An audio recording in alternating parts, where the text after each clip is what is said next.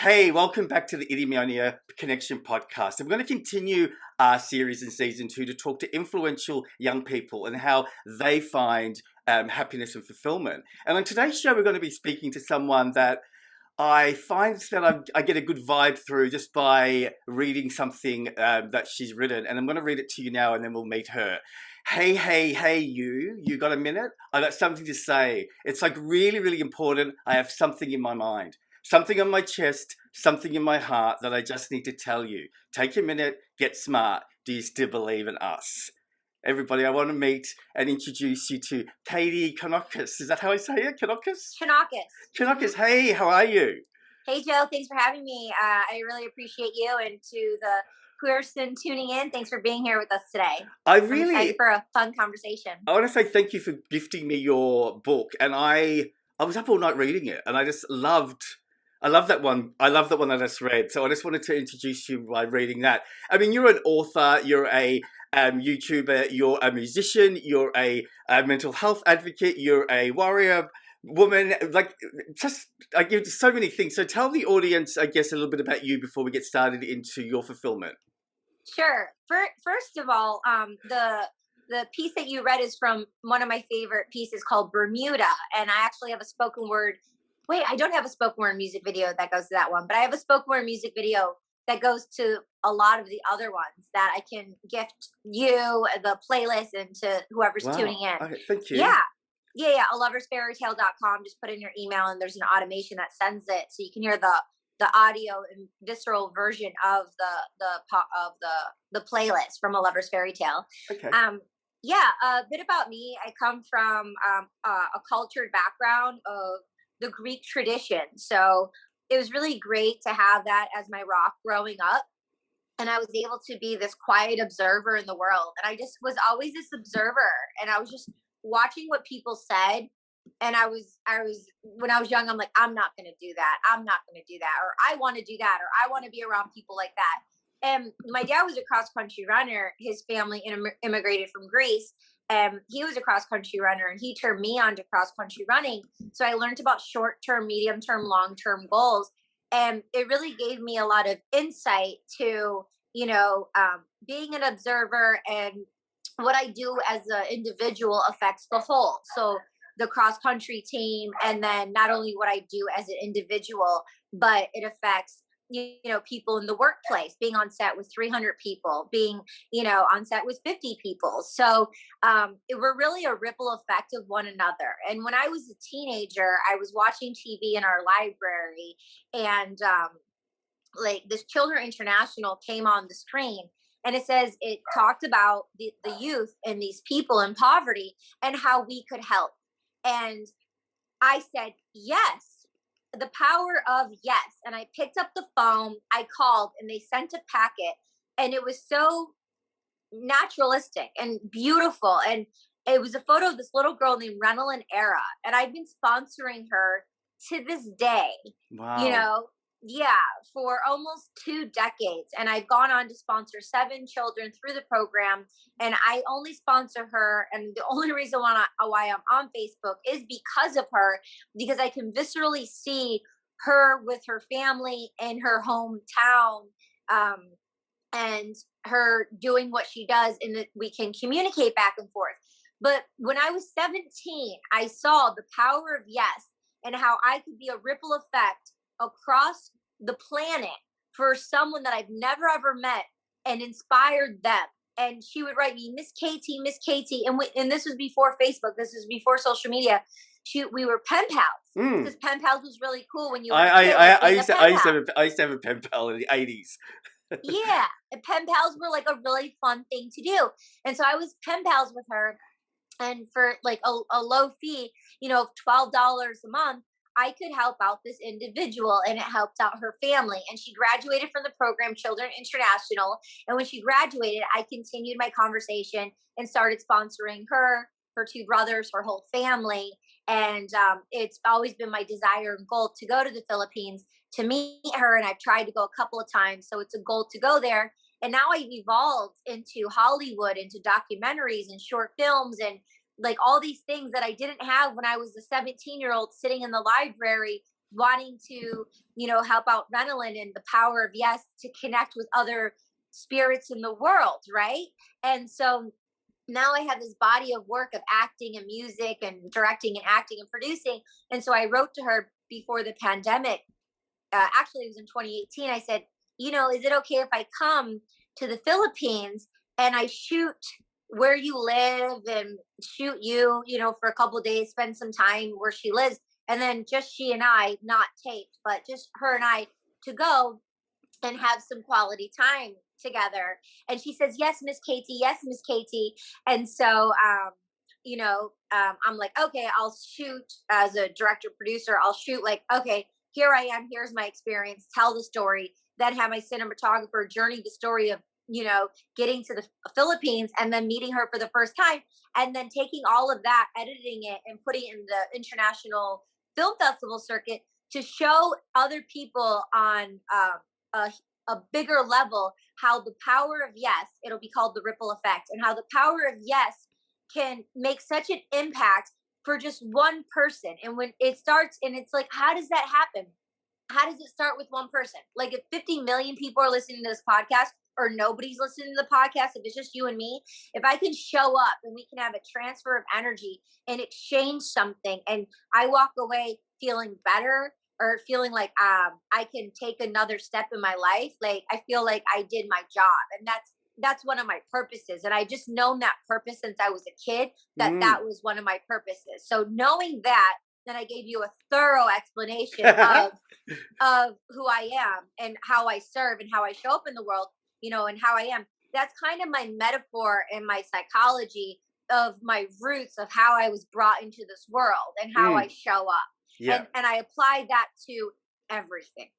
I mean, you said to me before this podcast, oh, your energy is really good, Joe. Oh my God, I'm literally like woken up. Your like energy is so good. And you know what I love is that I randomly meet people to interview through other mediums of networking, and the universe always brings me the right people. Like, you're Greek, so you totally know this word, right? And that was, I think, one of the first lines in your email. So I can really feel you've got happiness in your life. So I always start with the first question, and is, how do you know when you're fulfilled? Like, how do you know inside yourself? What are the signs that you get to say, oh, Katie's happy? That's a really good question. I was with my friend at the beach last week, and for me, I was not around the ocean for the last year and a half because of what we all went through as a collective. And so when I was journaling, I have a joy journal. It's a joy journal, but sometimes you're just not feeling all the joy. So I also have on the next page, it says bothersome. So some days I'll show up to the mat, the journal, and I'll write down all my bothersomes. And when all my bothersomes are out of me, there's a subtle shift to the joy where I'll start thinking like toes in the sand or butterflies or something that brings me joy. It can just be so simple. But sometimes I'm just not bothersome and I'm just writing down all the joys. I'm writing down all the joys. And then I'll write down some bothersomes. But the subtle shift in energy is when I was showing up last week to the beach, I was with my friend. I started going, and I had this feeling inside. And so when that feeling of excitement comes inside, I let it explode. I don't hold back. I let people know around me that feeling, because we all need to be reminded of that feeling. So when I feel that feeling, and if I'm not feeling that feeling, I have to go on a journey to work myself, to pivot, to shift, to mind hack, to see what's getting in the way of my joy. And maybe I need to offload something. Maybe I need to pivot and shift. Maybe I need to change my environment. Maybe I need to do something that's going to fulfill, like having a vegan ice cream or eating a banana or take a hot shower, something that's going to bring me the joy because I'm overloaded. So for me, when I'm at the beach, I'm like, I'm sharing that with my friend, and people around are looking at me and they're seeing me, but it's like, I'm like this 14-year-old girl who's like so excited, or maybe a 5-year-old girl. But for me, I'm outside of my mind and I'm in my spirit. And when you're in spirit, you're inspired. And that's how I know I'm in my joy. When I'm in spirit and inspired, then I want to create. And I have that so full inside, and I'm connected to that that I can share it with others no matter what they say, because I'm just gifting my energy, and whether they receive it or not is up to them. I'm not responsible how they take my energy. I'm only responsible of how I show up in what I'm sending to another. Yeah. Oh my God. Like I feel like I've met my twin. But because you know what I feel like, I'm listening to you and I'm going, okay, I hear your story, but I remember my grandma told me when I was very young, because I too felt like I knew my purpose at a young age, and that thing that you were talking about. And my grandma said to me when I was like 6 years old, she goes, "I want to tell you something, a little secret." I go, "What?" She goes, "Never ever never stop being naive and innocent." Right? And so the way you were describing it, I've never really actually said this to anyone out loud before, but you're the first person that's actually told me what I now know in my head. And that is, I get excited over the most smallest things, and I feel the world's become a bit too serious, and they have avoided or misplaced the gratitude for the toes in the sand and the sun. Misplaced. Yeah. Misplaced. It's a misplace of energy. Yeah. And it's self-infliction. And what we do is, when we're feeling not loved and we're feeling what we're feeling, it's just an energy that's misplaced. Exactly. Yes. Yeah. So, okay, let's start with some of your random questions to sort of dig into your mind about, the whole of you. So these questions are random, okay? So try not to think too much. I guess just what the first thing that pops up. So if you can go back in time and be in a past life, what era or what person do you relate to in regards to who you are as someone being happy versus, say, someone you may have read about or seen or experienced in a movie or something that you can go, "Oh my God, I really relate to that person"? Yeah, well, I mean, right now I'm really learning a lot about Shakti and the different goddesses. And I grew up in the Greek tradition of Aphrodite and all the different Athena and all the different Greek gods and goddesses. So I don't want to be super cliche and say, oh, I would go and embody one of them. It would be really cool. I guess it's more the essence, because you are a pretty powerful woman. And so, thank you. I think that there has to be some sort of past life connection to that power. Like, because you have it organically, like you can feel it. It's just in your blood. It's like, oh, I love you. Thank you. So do you think is it that era, that you can relate to? Well, honestly, my name is Katie Chonacas, and I'm named actually after the saint Kyriaki. My name is Katie Kyriaki. So I'm named after the Saint Kyriaki, my grandmother. And so she was a martyr and she was a prominent saint. And so I'm named after her. And so I already embody her, and I feel like I have had her with me along my journey. So I guess I wouldn't necessarily say I would go back and embody her again, although I'm very grateful, but I do have a direct experience with her. And then doing ceremonies with, someone led me through a ceremony of calling in all her angels and calling in her and my angels and protection to kind of dismantle our old contract or the limitations I put onto myself and upgrade it for like the Saint Kyriaki of the 21st century. Because I was really living as a martyr. People would say, "You're a nun." Like when I was a kid, they're like, "Oh, you're a nun." I was celibate for 7 years. I, was really connected with the source and with God. And I don't deny or reject any of that. And I wouldn't change it because I think it's led me along my journey and made me so powerful, like you said, because I really put myself and Mother Nature and God first. So I had to kind of explore that. But I'm trying to think, because it's a good question of like who I would embody. But when I'm listening to the Shakti goddesses, Sally Kempton has this new book. We embody all the goddesses. So I feel like when I'm listening to them, I feel like I'm all of them. Yeah. I mean, it sounds really good that you actually described it as embodying that energy in the 21st century, which. I think that we're so absorbed in looking down at our phones, and everything that you're talking is about expanding, isn't it? Everything, you walk on the beach, your energy is really high. You don't worry about what people think, but if they want to catch that energy, which I think is such a big difference to the world today. Like, what do you feel energetically when you do see that sort of implosion of people? Like, how do you feel? And how do you deal with that? Because, when you see people being, I guess, bullied or bullying or people being racist and all that, and you're such an open spirit, Does Yeah. it affect you, or do you, and how I do get you very protect sad. Okay. I get very sad. I've had to learn to protect myself. When I was a kid, I didn't know the language of empath. I didn't know the language of HSP, highly sensitive person. 16 to 20% of the population are HSPs. So I'm an HSP, and what I need to do and what anyone can do, for example, we're not, going to a lot of mixers and stuff, but when we're at the market or a public place and we're around a lot of energy in a circle of people, if I'll take my energy centers are open. So, my chakras and my energy points, some are open, not closed, which means I take on other people's energies. But how do you, infuse other people's energies, but be able to protect and dismantle? So what I in particular need to do, I'll need to isolate and be in solitude and have silence and just be with myself. So I can just calm it all through my body. Another fast way to do it, if you're out, is go to a bathroom and run cool water underneath my wrist. I'll put cool water on my neck. If I'm somewhere, someone's home, I can put a cool rag on my forehead. Anything to cool myself down. It dissipates the energy, and anything iced and cold just brings down the fire from within and realigns myself to homeostasis. Yeah. So have you I was going to say, have you noticed that you've had to do that more often? I do it now that I know to run the cool water, and it works. And another thing my acupuncturist taught me one time is, our heart is here on the left side. So with acupuncture on the left side, if you take your thumb and you put it on the wrist and you press it down and you just hold it, it slows down the heart rate.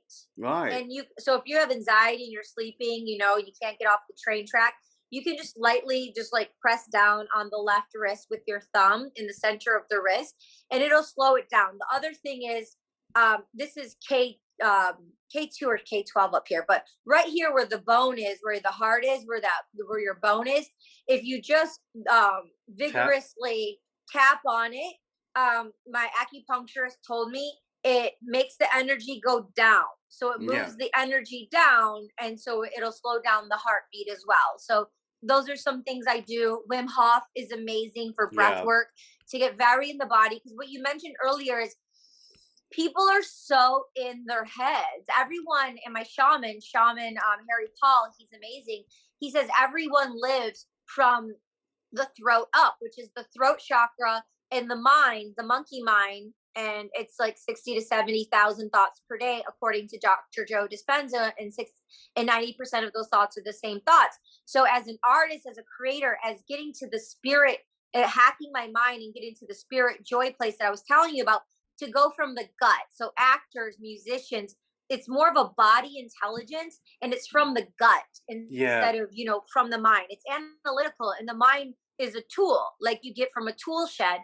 It's a tool, and you can say nuts and bolts, tighten it, loose it, get rid of this person, go left, go right. It's, our brains are there to protect us, right? But it's our body intelligence, because our heart has over 40,000 neurons alone. We're so powerful. So, trusting our hearts more, trusting our bodies more. I don't want to do this. Okay, do I want to get past the emotion because I don't want to do this? Is that fear? Use it as a tool, a mind hack. Is it fear holding me back? I'm going to go around the emotions. Or no, I'm sick. I actually need to rest. I'm very depleted. I'm emotionally tired, and I actually just need to sleep.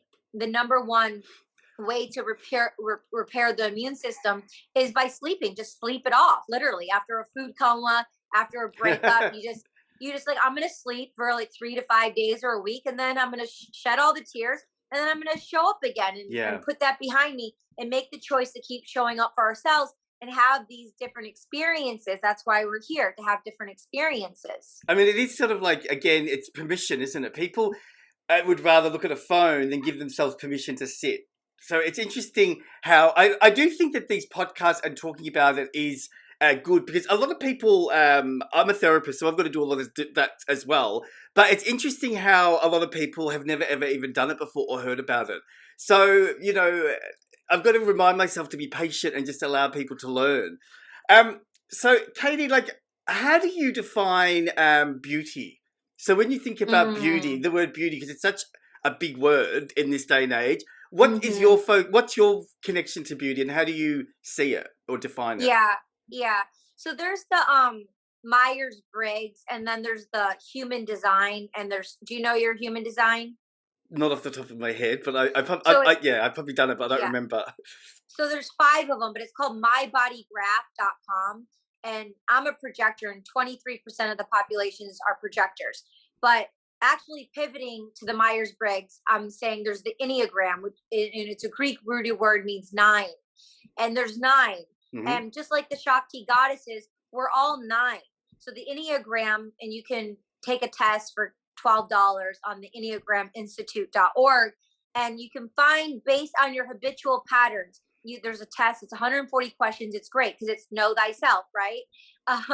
And getting to know thyself. And you take this test, and we're all of them. But based on our habitual patterns, we're one more than the other. Shakespeare's a 4, which is beauty, right? I'm a 2, which is a heart. But when I'm in my bliss, I go to beauty. And so beauty for me is essence. This lamp can be beautiful. This conversation can be beautiful. This beautiful microphone, handcrafted from Germany, this Neumann TLM 103 is beautiful. This woman is beautiful. This man is beautiful. Like, this human's beautiful. Like, for me, it's flowers. It's the aesthetics. So it's not just, skin is gorgeous. Oh my God, this beautiful skin. But beauty is more than skin deep. Beauty is the waterfall. Beauty is nature. Beauty is the poetry book that I wrote, A Lover's Fairy Tale. I went on a whimsical romantic fantasy with myself.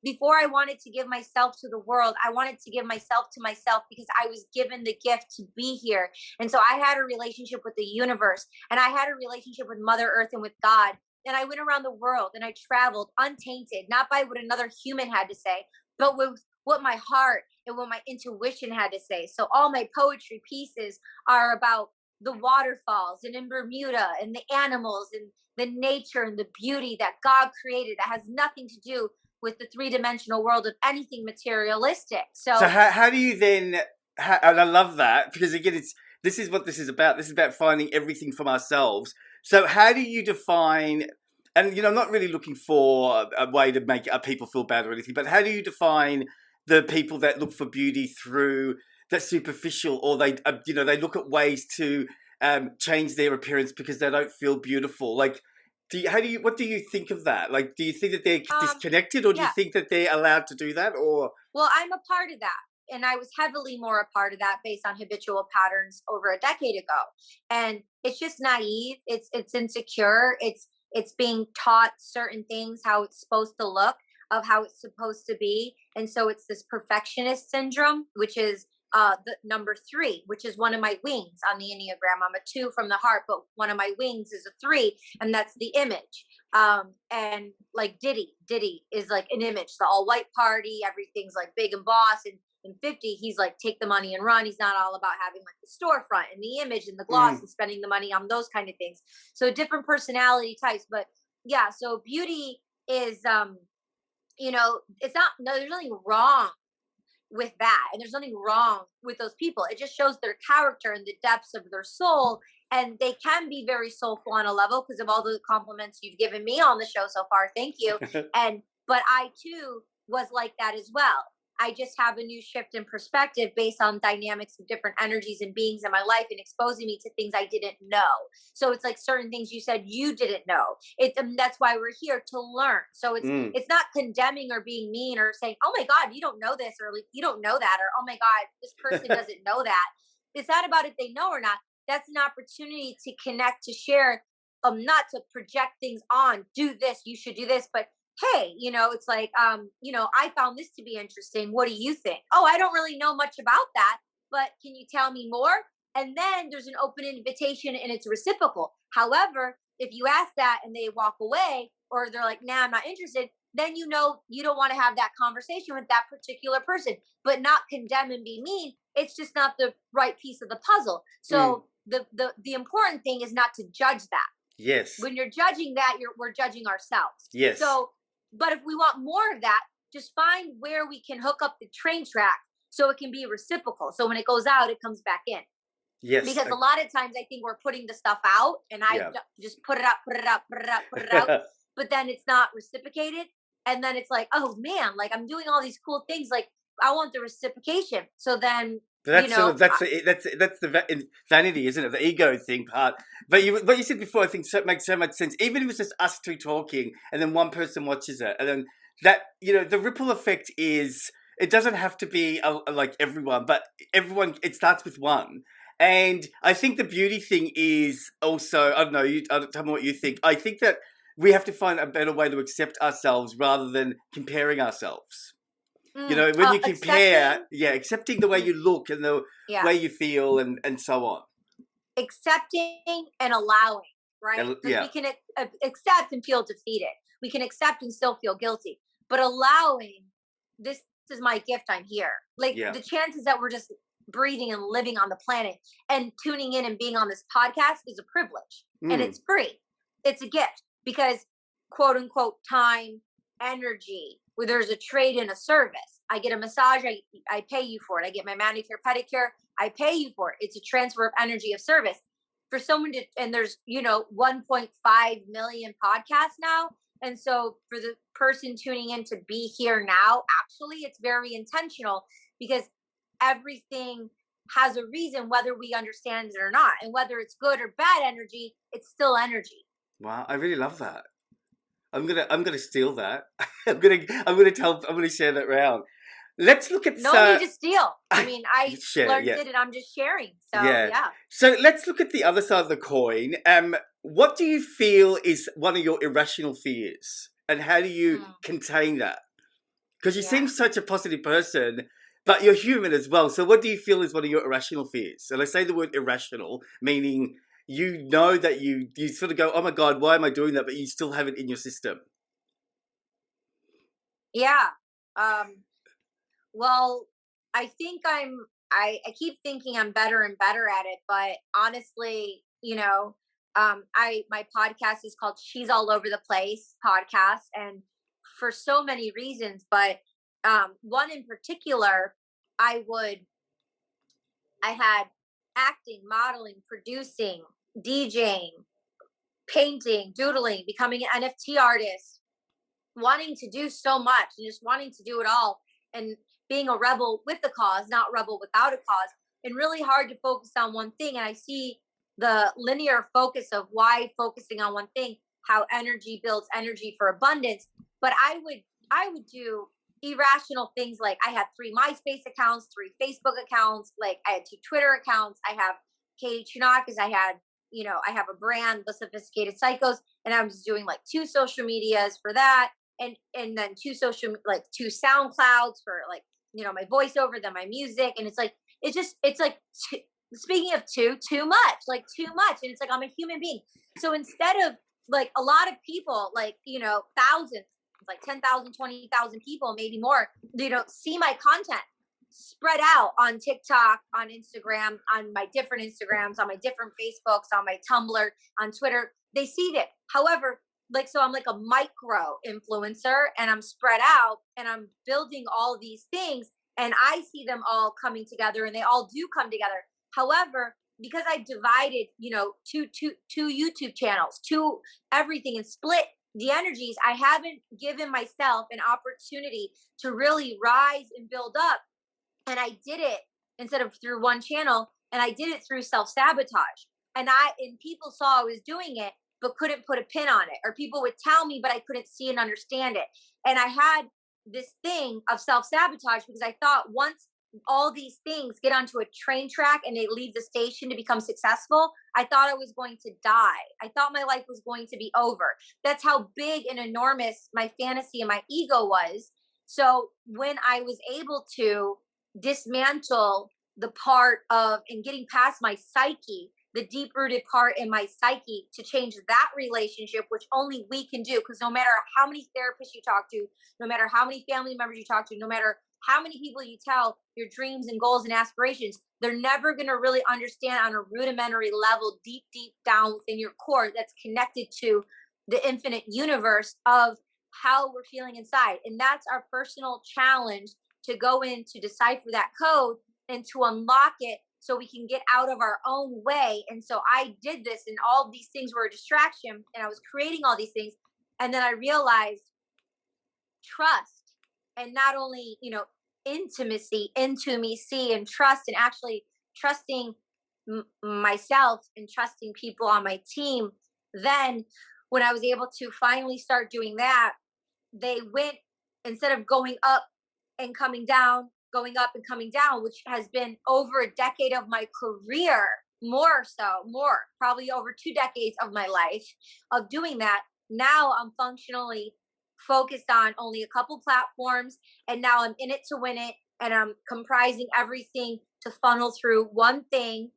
And it's challenging because I'm used to doing the other things, and I'm hacking and catching myself. Oh, you're doing the old Katie, you're doing the old snakeskin, you're doing the old thing that doesn't work, and I'm not going to die. I'm actually going to be fulfilled. And these have literally lifted up, and instead of coming down, lifting up, coming down, lifting up, coming down, they've lifted up. They've gone on the caboose. They've all left the station. They've grown. I've become an oak tree where I was just an oak tree, keeping everything selfishly, getting past my ego. These oak trees came up. They have branches of their own. I have a team. I have a team of 18 people and who trust me, and I trust them. And we're doing great creations and great work in entertainment together. And they have a life of their own, and they're flourishing. And now these other opportunities are coming up that I didn't even know that were going to happen because I'm not controlling it. And I'm understanding, like, I had to have the courage to let people know I think I'm going to die. And they're like, what? They're like, you're not going to die. And then I had to, like, because I was able to take that beast out and say, hey, like, ever since I was 17, I thought I was going to die. Once these dreams came true, I thought my life was going to be over. They're like, no, that's when your life begins, because you're going to be able to, lastly, you're going to be able to get those out. And when those are out, then there's going to be a whole new blank canvas to create more abundance, more bigger than myself. But I was so in my own self, in my own head, in my own ego, me. And that's when I really understood the concept of, like, I understood it one person at a time, the ripple effect. I was acting that way, but still as a human, I was still fighting the resistance of my own egoic state. So I was evolved in a way, but still immature in a way. But it was a part of the process for me to be more empowered for you, for myself, and for others. Yeah. I mean, again, I'm going to say this with honesty. You are me. Because I literally did I see it. I mean, it's funny because I too did like a million things, and I too have just recently brought it in, right? My mum passed away this year, and my mum was the advocate for bringing it in. But the thing is that what I've just learned from you is, and I've got myself permission, is that there are certain people, and that's you and I and people listening, I guess, that our brain is always creating. And I personally gave myself permission to, I just do it. I sort of don't question it. I don't really worry about, mine wasn't about sabotage, I guess, but I did have to bring it in because it's mental, isn't it? When you've got this and that and this platform and that platform. But I personally, like, I love it. I love that whole energy, creativity. It's sometimes hard when people don't understand it, because one of the most common things I get told is, or, people ask me is, oh my God, are you tired? Like, how do you do it? And I look at them and say, I'm actually tired for you because you're doing nothing. And I don't think to be mean. It's just, I think that when you find your purpose and you find what you love, which is really the essence of this podcast, it's not work. It's not exhausting. It's actually joyful. But you can mismanage that by not having a team or being a little bit scattered. So I think you're totally right. You've got to bring it in. But do you think everyone's got the capacity to be creative? Because that's I think it's an easy question, but the reality is, I think there's something deeper underneath that. Do you think everyone can be? Well, first of all, condolences about your mother, Thank your family, and your journey. Yes. I think everyone tuning in to listen to Mastery of Love, read Miguel. Oh my God, he's my hero. He's amazing. So Mastery of Love, he really identifies how we're all primal beings and how we show up. For example, I was saying earlier how a piece of furniture, a chair, can be beautiful. So that's a piece of creativity. Like, anything can be creative. When someone thinks creativity, they go to their mind of what they were taught that's creative, or what they think that's creative, or what they seen that's creative. But creativity can be anything. Like this conversation, it's going on a creative journey. Like, the rest of my day can be creative. Like there's so many different ways. But I also think it's applied sciences. So anything you attune to and focus on is going to be a ripple effect. So when you show up and you practice, for example, with music, I make the music, and Phineas did an Apple campaign, and he was talking about it being an experiment. And so he goes into the music, and it's an experiment. And you listen to the radio, and it's first verse, second verse, there's the hook, there's the chorus, there's the bridge, the intro, outro when you're a DJ, X amount of bars, whatever. But it's an experiment, And so when I do the music, I'm not thinking radio ready. I'm thinking I'm going to go in and I'm going to do what I feel. And it's going to be different every time because I'm always feeling different. Like the ocean waves, they're coming and going. And so people who are going to flock to it will like it and enjoy it, or maybe they won't hear it. So I think it's the same thing with acting and being a human being when you're studying your craft of acting.